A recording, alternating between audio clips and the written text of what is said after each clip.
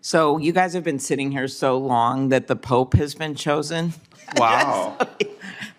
But we don't know who. Congratulations, The Amy. white smoke has come up. Congratulations. What? Oh, stop. You're welcome. Probably wouldn't work.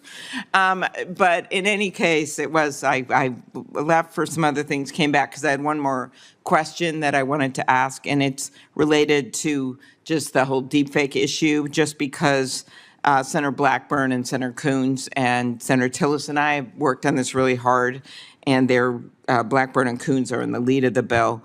But we have recently seen deepfake videos of Al Roker promoting a cure for high blood pressure, a deepfake of Brad Pitt asking for money from a hospital bed.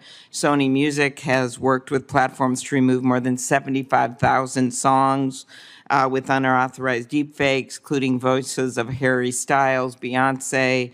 I recently met, it's not just famous people, there is a Grammy-nominated artist from Minnesota, talked to him about what's going on with digital replicas. So there's a real concern, and it kind of gets at what Senator Schatz and I were talking about earlier with the news bill. But I just wanted to make you all aware of this legislation because there were some differences on this, and now we have gotten a coalition, including YouTube, supporting it, as well as the Recording Industry Association, Motion Picture Association, SAG-AFTRA.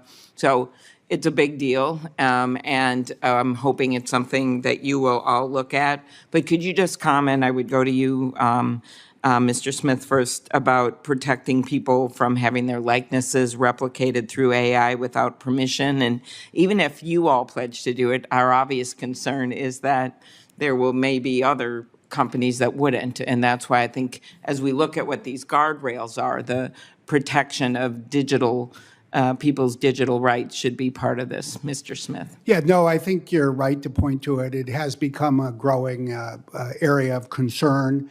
During the presidential election last year, both campaigns, both political parties were concerned about the potential for deep fakes to be created. We worked with both campaigns and both parties to address that. We see it being used in really ways that I would call abusive, including of celebrities and the like. I think it starts with an ability to identify when something has been created by AI and is not a genuine, say, photographic or video image.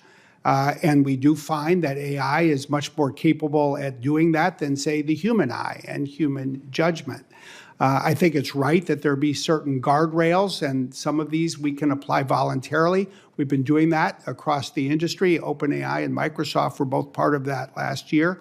And there are certain uses that probably should be considered across the line and therefore should be unlawful. And I think that's where the kinds of initiatives that you're describing have a particularly important role to play. And could you look at that legislation? Absolutely. Appreciate it. Mr. Altman, just same question, same thing. Sorry. Of course, we'd be happy to look at the legislation. I think this is a big issue, and it's one coming quickly. I do not believe, I think there's a few areas to attack it. You can talk about AI that generates content, platforms that distribute it, how takedowns work, how we educate society, and how we build in robustness to expect this is going to happen. I do not believe it will be possible to stop the generation of the content. I think open source, open weight models are a great thing on the whole and something we need to pursue. But it does mean that there's going to be just a lot of these models floating around that can do this. The mass distribution, I think it's possible to put some more guardrails in place, and that seems important.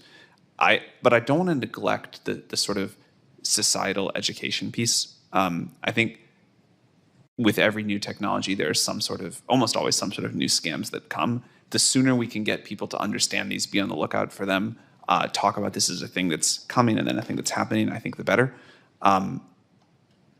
People are very quickly understanding that content can be AI generated and building new kinds of defenses in their own minds about it. But still, if you get a call and it sounds exactly like someone you know and they're panicked and they need help, or if you see a video that is like the videos you talked about, this gets at us in a very deep psychological way.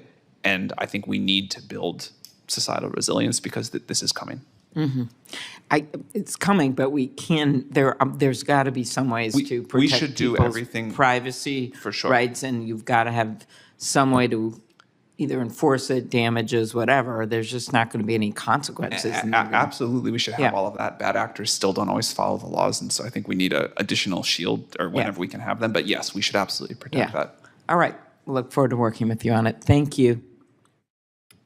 So I have to say, Senator Klobuchar's question about fakes and AI fakes made me feel guilty, because I did in fact tweet out an AI-generated picture of Senator Fetterman as the Pope of Greenland. So I am guilty of doing so, although it may not be a fake. It may be a real. Hey, parody is allowed under the law. Parody is allowed. That is different than what I'm talking about. But Senator Fetterman should respond. Yeah, No. it may be. It's a good shot, actually.